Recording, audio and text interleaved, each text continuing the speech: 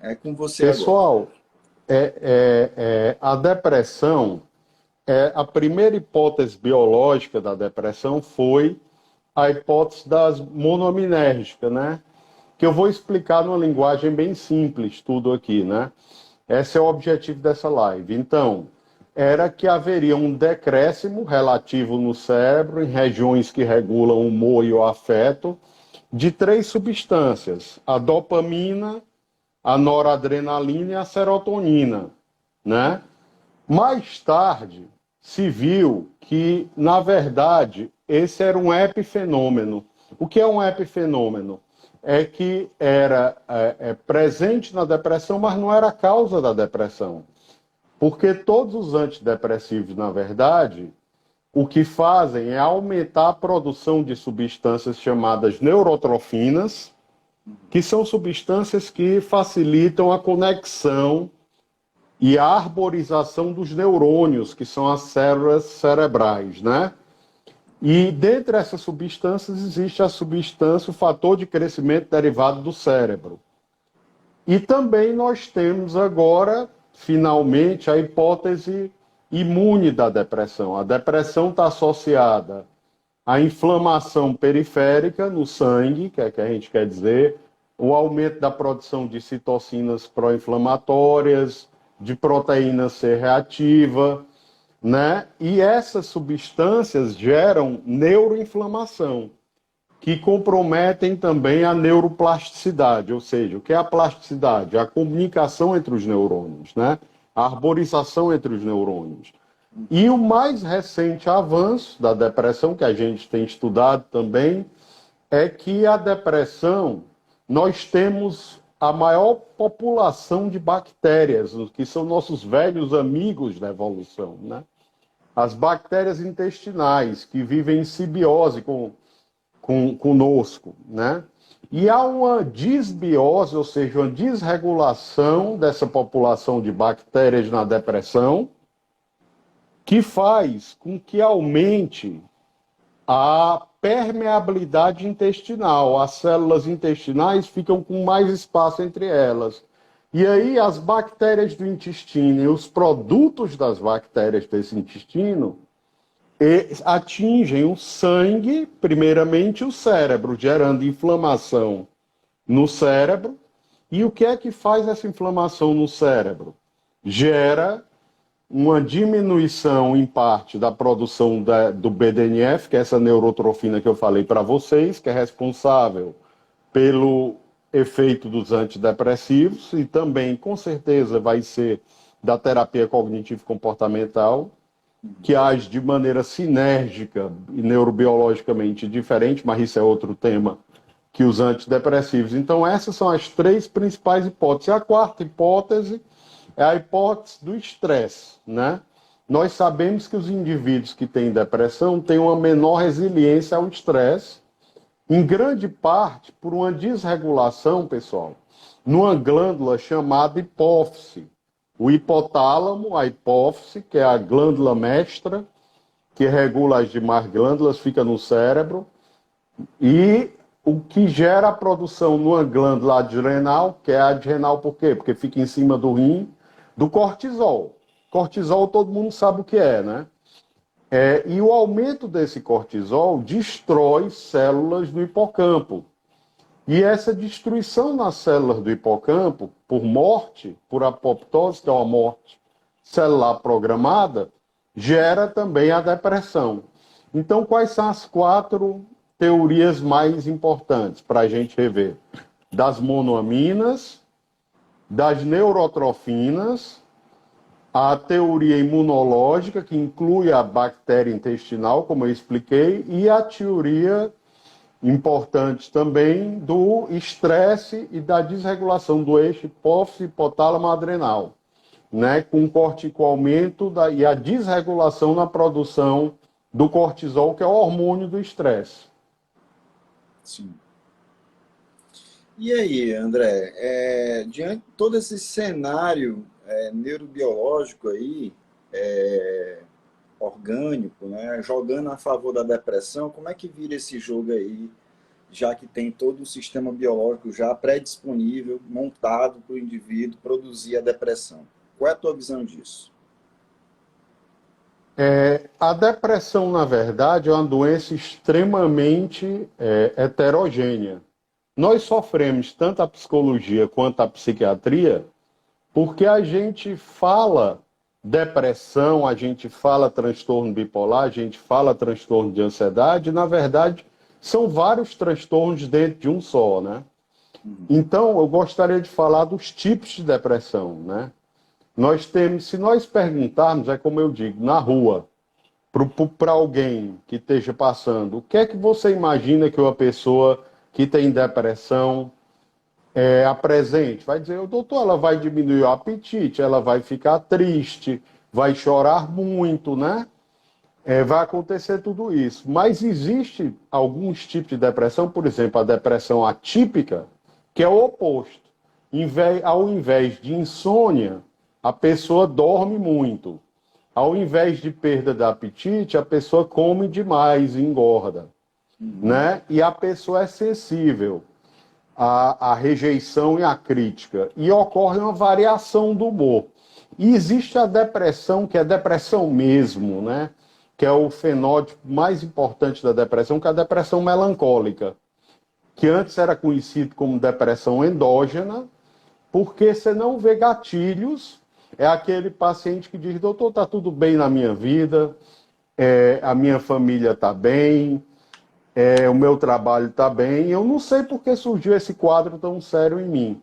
E essa depressão ela é associada a uma piora de manhã, o paciente acorda mais cedo, ele tem uma lentificação psicomotora a ponto dessa depressão ser chamada de uma doença do sistema motor. E a gente, para finalizar, eu gostaria de falar da depressão com ansiedade, que a ansiedade e a depressão são casadas, né? São muito parecidos os sintomas da ansiedade generalizada com a depressão. E a depressão pode mesmo existir, pessoal, sem tristeza. É um paradoxo, eu sei que é um paradoxo. Mas na terceira idade, existe o que a gente antes chamava de depressão mascarada, que é um termo que está em desuso, que a depressão ocorre com dores no corpo, com lentidão psicomotora, mas o indivíduo não reporta tristeza. Então, se você quiser diagnosticar depressão no idoso e você perguntar se você está triste, você vai perder a grande maioria dos casos de depressão na terceira idade. Né? Então, a depressão tem todos esses fenótipos, todos esses quadros que recebem a mesma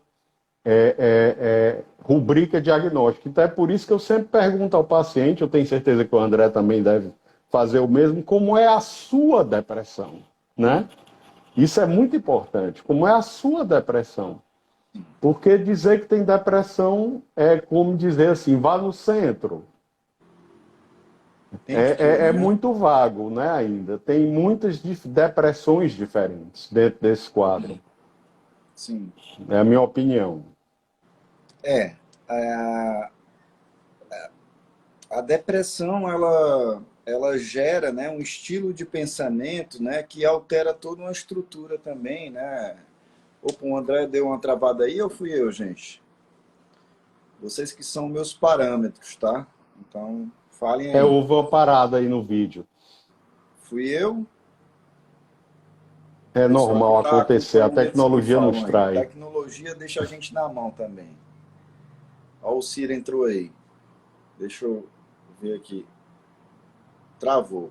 Tá dizendo que travou. Não tenho... Gente, como é que tá a internet para vocês aí? Voltou? Voltou. Para mim voltou também. Tô te ouvindo bem, André. Tá. Então, voltemos, tá? Existe todo um conceito, né, de fluxo de pensamento, né, para quem sofre da depressão, que altera toda a estrutura, né, de comportamento e de cognições. A gente vê casos de pessoas, né, que têm graves distorções, inclusive quando a gente fala de distorções, está falando também da parte que gera ansiedade, né? Ó o Ciro aí, o grande Ciro. Depois a gente tem que fazer um power trio aí, né, cara? Fazer uma live nós três aí. 2 Andrés e um Ciro. Então vamos lá. O André tá me escutando, André? Tô, tô escutando bem. Tá. Então, qual que é os fluxos de pensamentos, né, que tu tem acompanhado aí, André? Que estilo de pensamento o depressivo ele apresenta na tua visão? Ele mais apresenta, mais tira, né, mais atrapalha o processo de melhora do depressivo. Tem as distorções graves, né, que eu acabei de falar, né, que gera inclusive um quadro ansioso também, que vem a ansiedade, né, às vezes comórbida com a depressão. Quadros catastróficos, né, distorções cognitivas de adivinhação, né, de personalizações também, né, tudo está ruim por minha causa, catastrofizações, né, vai dar merda no futuro. E aí a pessoa ela sente como se fosse na análise do comportamento, eles usam um termo de desamparo aprendido. É como se fosse uma sensação de impotência, de não mudanças do quadro da vida, né? Esse estilo de pensamento de desamparo aprendido, ele deixa o sujeito inerte, né? Porque o desamparo aprendido é uma experiência laboratorial. Eles fizeram até com um coitado de um cachorro. Eu sou totalmente contra essa experiência aí, mas é de estudo dos analistas de comportamento. Eles colocaram um cachorro numa grade, colocaram, né, um piso de uma cor, outro piso de outra cor. E aí eles chegavam, davam um choque num pisozinho, né, um choque, né, que eu não gosto, né, essa experiência já foi banida, experiências como essas, mas eles faziam um choquezinho e o cachorro saía para outro piso, se protegia, né? Ele desenvolveu o comportamento de esquiva, tá? E aí se esquivou de um estímulo aversivo. Aí dava outro choquezinho no outro piso, o cachorro voltava para o outro piso. E aí saía se esquivando, até o momento que os cientistas começaram a dar choque nos dois pisos.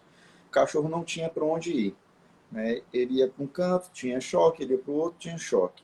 E aí, né, esse cachorro, nessa experiência, em pouco tempo, ele apresentou o desamparo aprendido. Embora os cientistas colocassem o choque só do lado do piso, ele não se movimentava para sair, ele não pensava que as coisas iam mudar. Então ele ficava lá parado e os cientistas começaram a ver nele comportamentos, né, que eram como se fosse uma depressão, uma produção de uma depressão. O depressivo, ele também apresenta esse tipo, né, de fluxo de pensamento e de comportamentos, como se nada do que ele pudesse fazer pudesse melhorar a vida, né? E é difícil a gente chegar para uma pessoa que está sofrendo de uma depressão. As principais técnicas de reversões da depressão são as cognitivas, questionamentos, né, as técnicas cognitivas, de regulação emocional, de mudança do set de pensamento, de evocar memórias e desconstruir essas memórias que são terríveis no paciente, modelar esses processos de memória, né? Recall memory, trazer essas memórias lá do fundo dessa visão familiar que o indivíduo surgiu, cresceu, e também as ativações comportamentais que são as melhores para trabalhar a questão da depressão. Mas para conseguir fazer o paciente entrar num quadro, né, se engajar na atividade, ativações comportamentais, não é fácil, né? Não Não é é fácil, fácil. É porque um dos exatamente a minha quadros que ele experiência. apresenta é a anedonia, né? A anedonia, ele já não tem tanto interesse por estímulos que davam prazer para ele. Ele não tem interesse de produzir esses estímulos para ele. Então, para você conseguir fazer esse paciente se engajar nessas atividades psicoterápicas, não é fácil, né? A gente tem que dar uma batalha junto com o paciente, né? O quadro, eles ficam naquela coisa daquela falta de energia, né? Muitas das vezes não conseguem nem ir para a terapia com tanta desânimo, falta de energia, desamparo aprendido, crenças, né? Pensamentos distorcidos. Aí é que entra, né, nesses casos também, e depois eu queria falar também de outras técnicas, de outras coisas que se trabalham também a depressão, mas aí entra também a parte da psiquiatria, né, André? Para ajudar o paciente a ganhar essa eletricidade, esse ânimo, para conseguir também levantar, tá? Qual a tua visão, cara, desse casamento da psiquiatria e a psicologia junto, né, nesse engajamento multidisciplinar com o paciente para reerguer ele desse quadro de depressão? Eu acho que, na verdade, o Brasil está muito atrasado, né, pessoal? Antes eu queria dizer só que a depressão afeta 16% das pessoas em algum momento da vida, geralmente na idade de 25 a 30 anos, e que é 2 vezes mais frequente nas mulheres, ninguém sabe a razão. Então não me pergunta que ninguém sabe, em debate ainda, talvez tenha a ver com os hormônios, mas todo mundo diz que é os hormônios, né, femininos, mas ninguém sabe por quê. Então afeta 2 vezes mais frequentemente as mulheres. Eu acho o casamento da psicologia e da psiquiatria maravilhoso, né? Eu acho que não pode nunca dar divórcio, sobretudo da psicologia cognitivo-comportamental. Apesar de eu também curtir, por ter minha formação em Porto Alegre, a psicodinâmica, a psicanálise também, eu acho que nada é excludente, né? Eu acho que o tratamento com terapia cognitiva que incorpora alguns elementos psicodinâmicos, as evidências, os estudos mostram que podem fazer bem ao paciente, né? Então, eu acho essencial. E eu queria, pessoal, explicar uma coisa a vocês. A depressão, o cérebro do deprimido, ele está alterado desde as áreas subcorticais, que estão abaixo do córtex cerebral, e corticais. E o mecanismo de ação do antidepressivo e da terapia cognitivo-comportamental são realmente...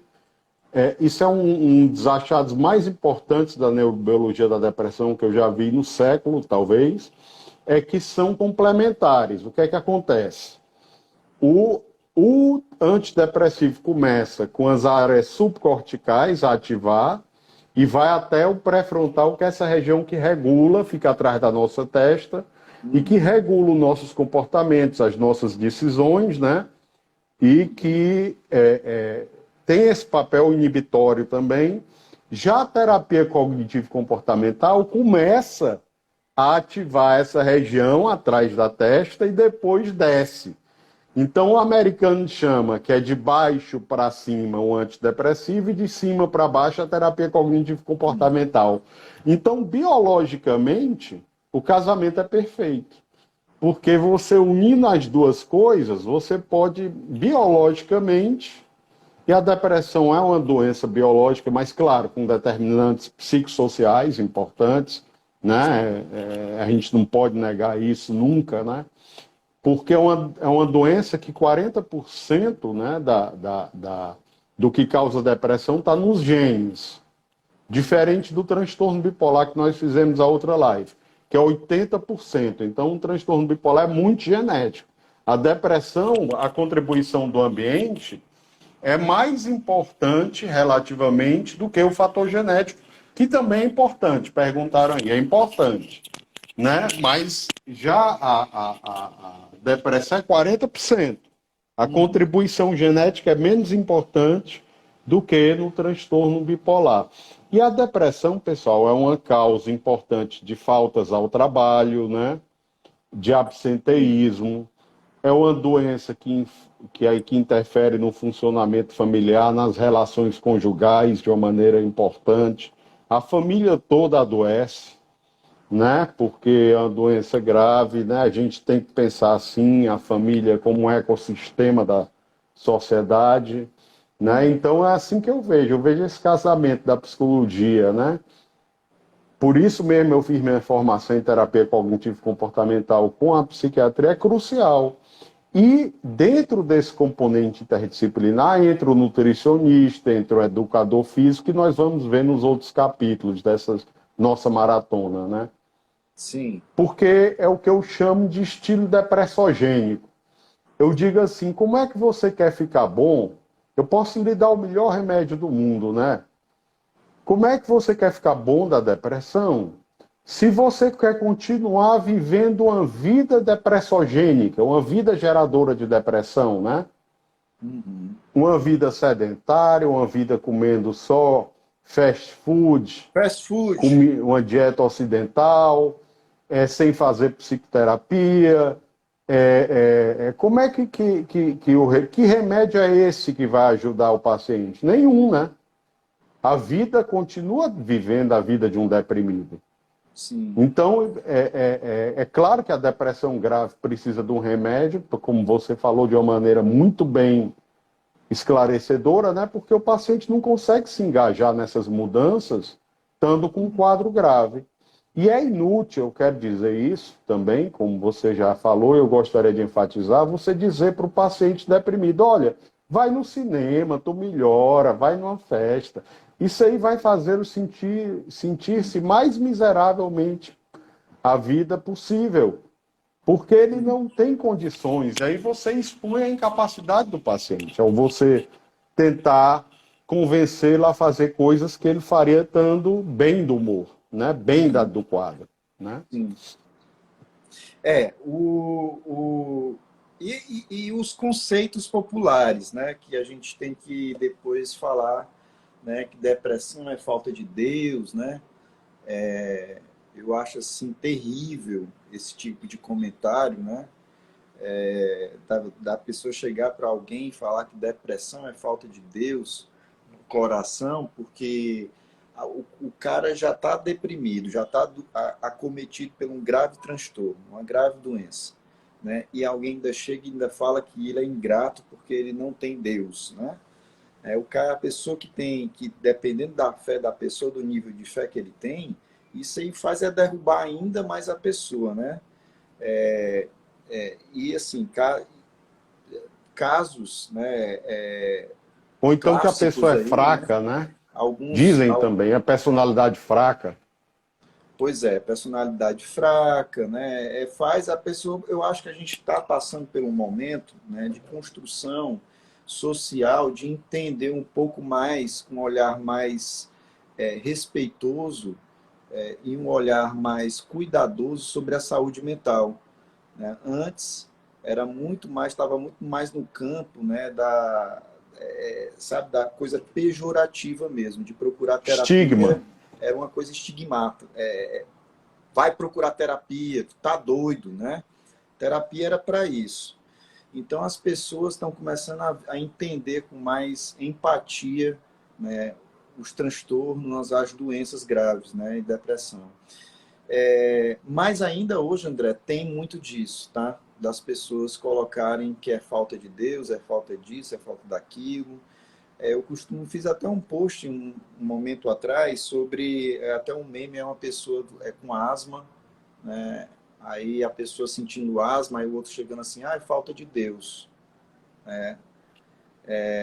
Para dizer assim que não é uma escolha do indivíduo, né, entrar em uma depressão, produzir. A gente acabou de falar, o André acabou de dar uma aula aí maravilhosa, né, de toda a parte genética, né, que a gente não tem escolha, né, a gente já nasce com a genética já às vezes predisponível a isso, e tem toda uma parte, né, psicossocial também em volta disso aí também.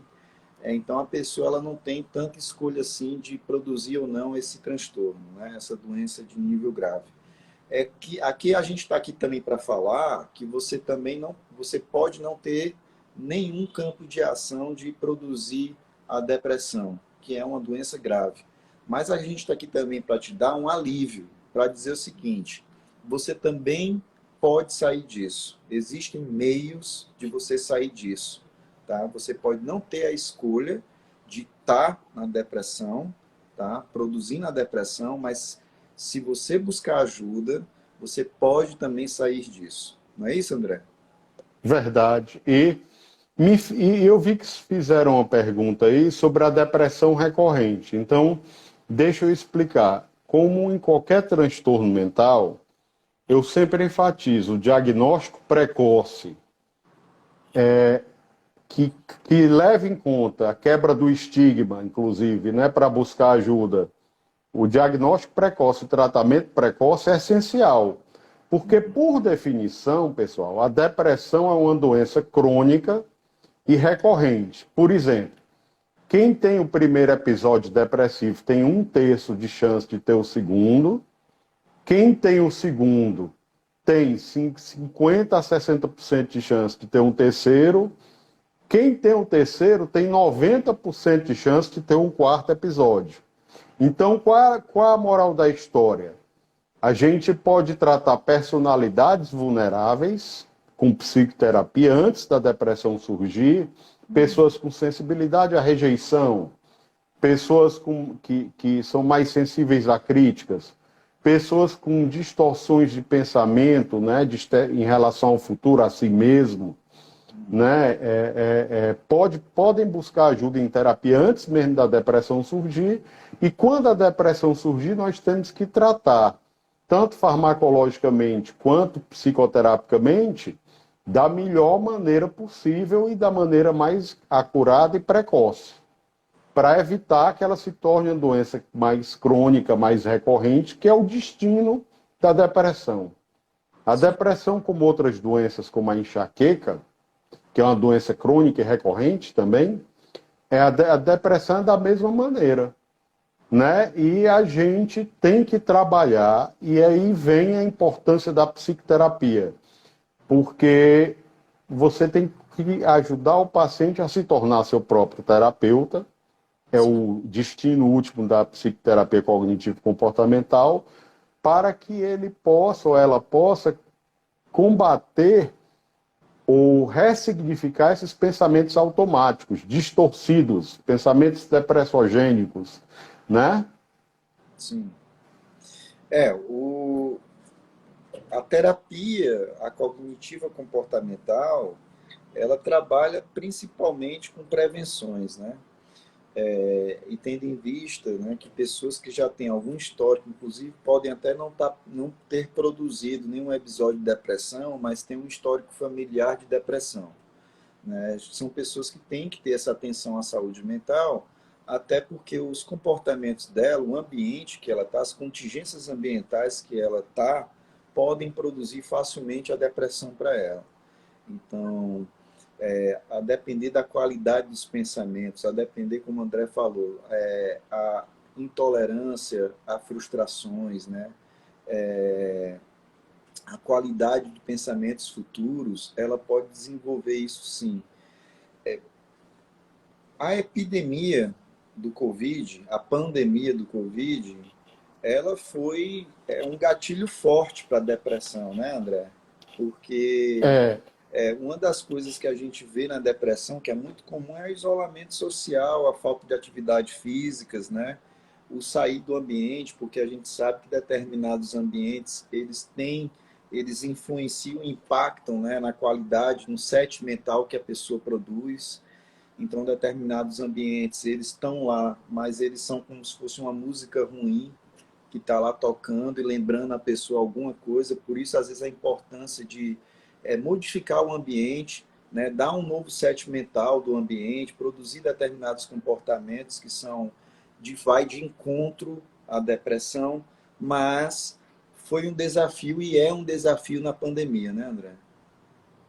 eu concordo plenamente. Inclusive, eu tenho alguns trabalhos publicados sobre a depressão na pandemia, e nós estamos fazendo um esforço global aí, com colegas de todos os continentes, para estudar qual o impacto da pandemia na depressão, na neurologia, na psiquiatria e na psicologia.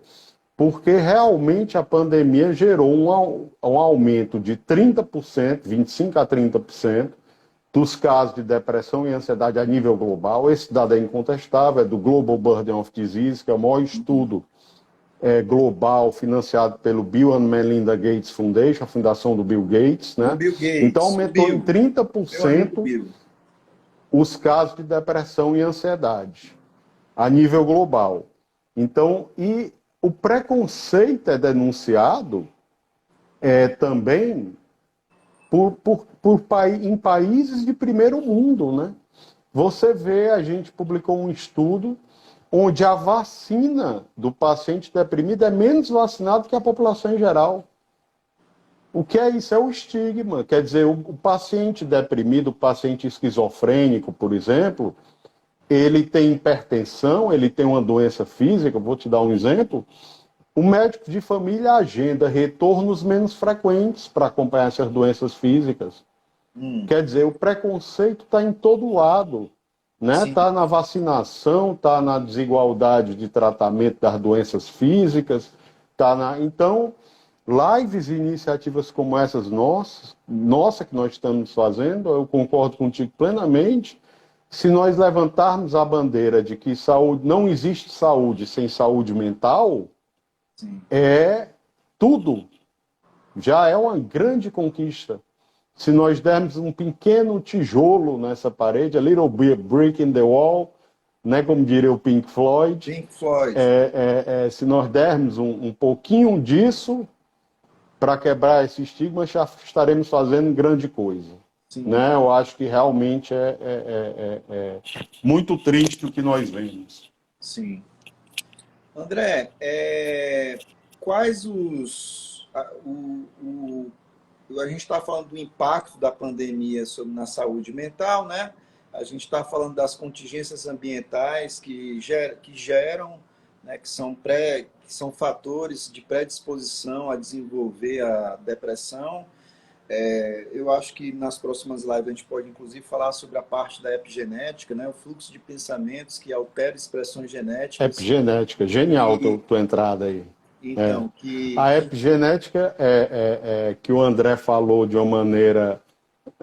O André é muito capaz, né? Eu já falei da minha admiração por ele, pelo que ele escreve. uma honra. A epigenética, pessoal, é o seguinte, é que o gene, né, ele, para ele fazer efeito, ele tem que gerar proteína. Então, o ambiente, ele modula a expressão do gene, né, dos genes que regulam o humor, que regulam a ansiedade. Eu vou dar só um exemplo para vocês de um estudo genial que foi feito em Nova York, na comunidade judaica. Foi feito em transtorno do estresse pós-traumático. Eles pegaram o DNA e estudaram a metilação. E conseguiram decifrar, aí vem a transgeracionalidade, que é um conceito importantíssimo em terapia familiar, eles conseguiam decifrar com mais de 99% de certeza quais eram os judeus jovens que tiveram avós, bisavós, trivós, que foram para o Holocausto. Pela epigenética, eles conseguiram identificar. Quer dizer, quando nós sofremos traumas, não só a gente fica mais vulnerável a ter depressão, mas gerações subsequentes, pela epigenética, Infelizmente, a gente podem passa essa ser genética vulneráveis adiante. também. Se tornar vulneráveis também, né? Sim. Insultos na gestação, né? Sobre os ratinhos, Mulheres né, que de fumam na modificações, depressão. né? Eles colocam os ratinhos sob forte estresse e testa, né, as gerações futuras dos ratinhos, níveis de cortisol, os níveis de estresse são bem maiores nos ratinhos que ficaram sob estresse. Ou seja, eles provam que essa estrutura da epigenética, das expressões genéticas, devido a contingências ambientais, eles podem passar e alterar a genética, inclusive dos meus herdeiros. Exato. Né? O trauma, ele gera, sobretudo, pessoal, eu gostaria de dizer que eu vou fazer uma live com o Ciro sobre, em março, sobre, com Ciro Memória, doutor Ciro Memória, sobre trauma. Né? O trauma, ele é um fator de risco não específico na infância, o abuso sexual, que é um problema muito sério, né? Não só o abuso sexual, mas o abuso físico, né? A negligência, né? São fatores de risco importantes e não específicos para a depressão e para doenças físicas, como a asma, por exemplo. Né? Então, a gente é ensinado na faculdade erroneamente a pensar a saúde mental como dissociada do corpo. Mas, um grave erro. né, na verdade, o dualismo do Descartes, né, que dizia penso logo existo, né, a emoção e a razão separada, foi contestada por Spinoza, né, que era um monista, e o corpo e a mente são um bloco só. Um E o bloco cérebro só. é um bloco só. Por isso que quem é deprimido tem um risco maior de ter câncer, depressão é um fator de risco cardiovascular para infarto, certo, pessoal? Isso é importante. A depressão é um fator de risco para doenças autoimunes. Então, quem está deprimido tem uma saúde física pior e um risco maior de doenças físicas, né? Mostrando o nosso conceito de que corpo e mente são um bloco único, não são dissociáveis. Basta colocar, né, alterações do fluxo de pensamentos, né, o impacto dessa linha de pensamentos. Eu, em uma mentoria que eu fiz no sábado passado, estava falando um pouco dessa parte neurocognitiva, né, de fluxo de pensamentos parasitas, onde uma simples linha de pensamento ela altera, às vezes, toda a estrutura fisiológica do indivíduo. Eu estava falando de premonições autorrealizáveis. Né? Se eu conseguir colocar um fluxo de pensamento na cabeça do indivíduo, né? Por exemplo, pessoas que se dizem cartomante, tal, nada contra a crença das outras pessoas, tá? Mas chega e fala para o sujeito, ó, eu estou prevendo aqui, amanhã vai acontecer alguma coisa contigo à noite, tu não vai conseguir dormir, vai acontecer alguma coisa. Né? Eu joguei um fluxo de ideia na cabeça do indivíduo, uma simples ideia. Né? Uma simples ideia altera toda a parte ansiogênica do sujeito. Ele chega à noite, ele está acelerado, todo o sistema de alarme dele estão lá já, né, ligados, turn on, né? A parte da amígdala dele está super estimulada, ele está lá totalmente alterado, né? Adrenalina, cortisol, tudo em alta. Quando chega à noite, obviamente, ele não vai conseguir dormir. Ele quebra o sono dele, né? E para manter o sono, né, quebrado, o cérebro quer consumir coisas, né? Quer compulsão, quer alguma coisa para se aliviar um pouco dos pensamentos acelerados e até mesmo para a produção de mais pensamentos, né? Quer açúcar, né? Quer algum É tipo de verdade. compulsão. No meio da noite a pessoa vai ter essa compulsão. Então a pessoa pega e ela dá um prêmio para a insônia dela. Ela premia a insônia. Ela sai É da genial. insônia, vai lá e dá comida. É tudo que o cérebro mais quer na vida, é isso. Né? O Aí cérebro nos trai. Exato. vem, né, guarda-se uma memória fantástica, né, no nosso hipocampozinho lá. Né? Toda vida que eu tiver insônia, eu ganho um prêmio que é comida, caloria, gordura. Pronto, tá feito. Né? Está feito o Daí para condicionamento. diante, ele já está engatilhado para desenvolver muitas coisas. Né? De cara, é distúrbio de sono, e o distúrbio de sono a gente sabe que é um fator predisponível também para várias doenças também fisiológicas. Uma simples linha de pensamento. Uma Uma simples linha de simples linha de pensamento. pensamento. Genial. Eu tive uma paciente recente que disse assim, deprimida, né? Que disse assim, botaram macumba. E aí a macumba disparou um trem de pensamentos automáticos que desregulou tudo. Exatamente indo ao encontro do que tu falaste, né? Quer dizer, um único pressuposto, um único pensamento, um único fato, por mais absurdo que seja, a realidade não é objetiva. A Sim. realidade é subjetiva. Né? Então, gera um trem de pensamentos disfuncionais que culminam com a piora da depressão dessa pessoa. Sim. Né? Então, exatamente isso que você falou da cartomante, eu achei ótimo exemplo. E eu vim com esse exemplo da macumba também, que complementa, né? Que gerou uma um trem de pensamento depressogênico, Sim, disfuncional. disfuncional total. E aí É. fica, né, novamente, nesse casamento da psiquiatria, a psicoterapia, né, ele é necessário, né, para esses pacientes que são recorrentes da depressão, porque se a gente deixar a pessoa que tem já um quadro histórico, inclusive familiar, de depressão, né, entrar no piloto automático, ele vai gerar para si todas as contingências ambientais, pouco a pouco, de produzir a depressão. Ele vai começar a entrar em menos contato com estímulos prazerosos, ele vai começar a entrar em menos contato com atividades físicas, ele vai entrar em menos contato com o sol, ele vai querer comer mais alimentos bosta, né? Ele vai começar a reduzir os quadros, né? O contato social dele.